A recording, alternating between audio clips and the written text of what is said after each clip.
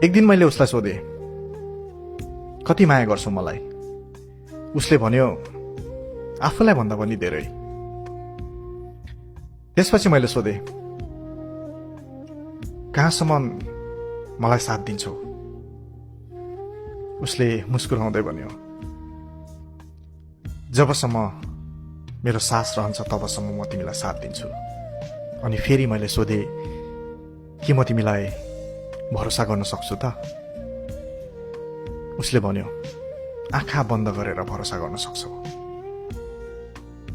अनि जब मैले आँखा बन्द गरे, ऊ अरू कसैसँग रमाउन पुग्यो।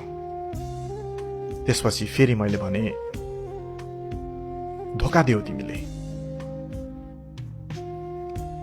उसले मुस्कुराउँदै जवाब दियो, मैले धोका दिएको होइन, भरोसा गर्यौ तिमीले।